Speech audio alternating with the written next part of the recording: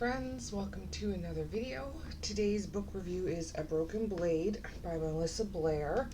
It is book one of the Hafling Saga. I don't know if you can really see it on the screen, that they've done like a really light foil on the silver, so her eyes and her necklace really glow. I don't know if I'm trying to move the book around so you guys can really see that. It's kind of hard to do. I really like that feature. So this book, Melissa Blair, is a Canadian Indigenous author.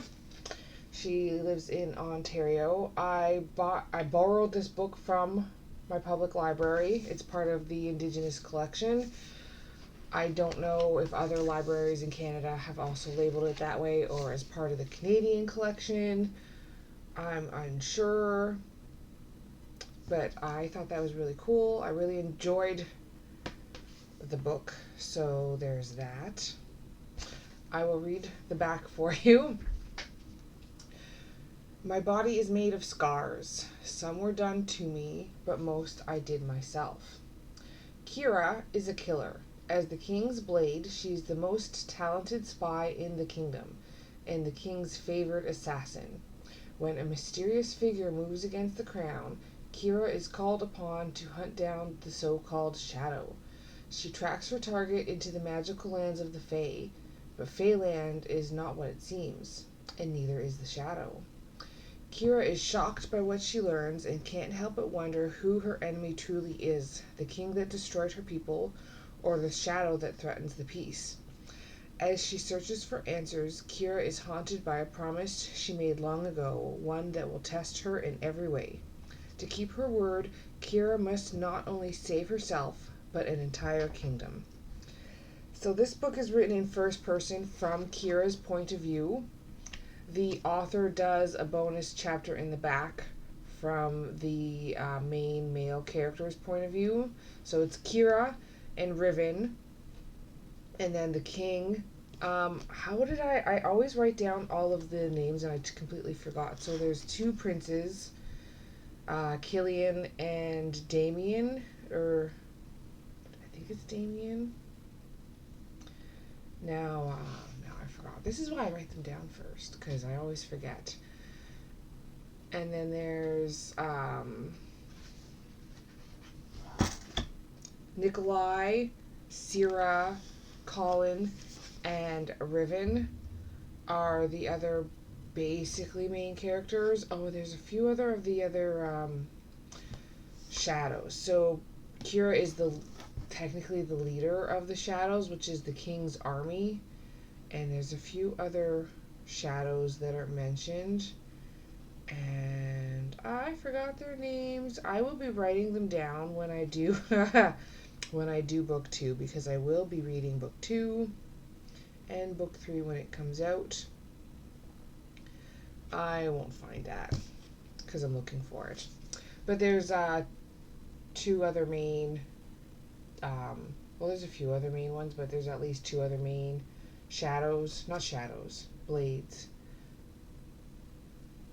The shadow is the bad guy. Anyway, I didn't find the book overly predictable besides the main points. Like, it's very much following the classic point line of broody woman with mysterious unknown parentage fighting for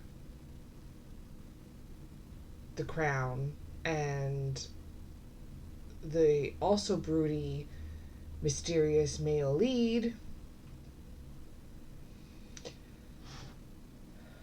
I kind of found that part a little predictable. I knew that from like the first chapter that's what was going to happen, and I kind of already know who Kira is going to turn out to be without actually reading it, which we haven't found out yet, by the way. We do not know for sure, but we will find out. I know we will. And it's not really that shocking to me, nor who she ends up with. It's mostly an adventure, but it's also a romance. It is very slow burn.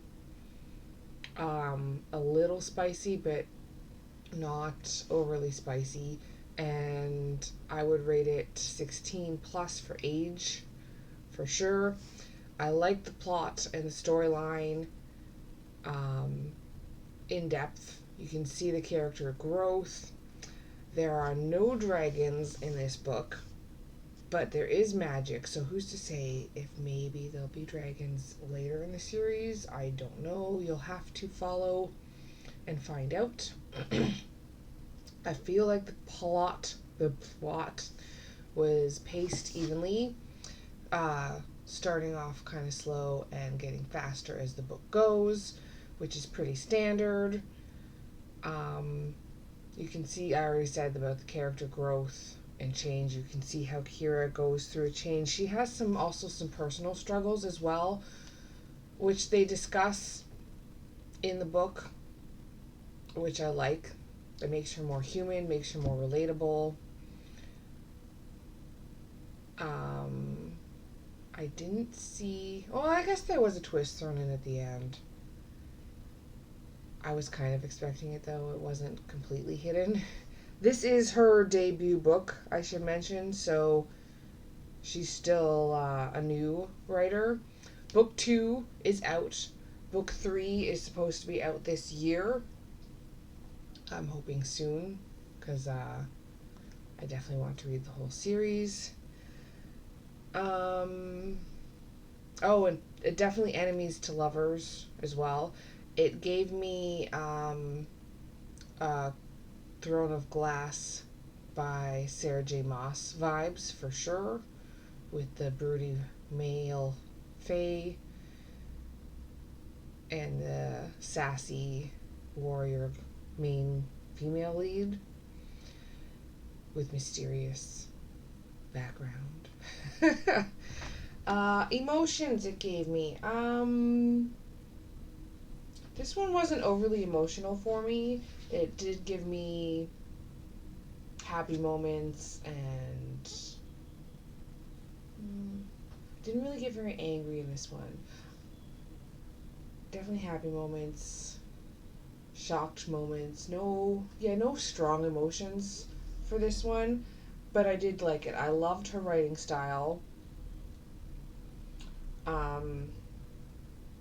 Loved the descriptions. I'm always holding the book, swinging it around. Yeah, love the descriptions. Love the character building. Love the world building. Love the plot line.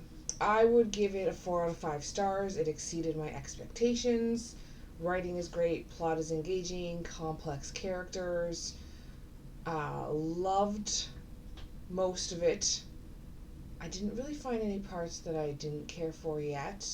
There's always that one character who's annoying, who you're supposed to find annoying. Definitely a page turner for me, and I would definitely consider rereading it in the future. I really enjoyed it. I would definitely recommend the series. It's very up my alley, my typical fantasy book. Love me a good slow burn. We will see what the rest of the series looks like, which you'll have to wait because I'll have to purchase to read. This one is book 1 of the series, and the library literally only just got it. I was the first person to check it out as soon as it came in, so I did. The second one is definitely not in the library system. I'll have to purchase the others for me to read them. So it might be a bit before I actually get to book 2, but follow along, and I will put the link in the description box when I get to it. I hope you liked this review, and I hope you check out the book, and I also hope you guys have an absolutely wonderful day, and I will see you in the next video.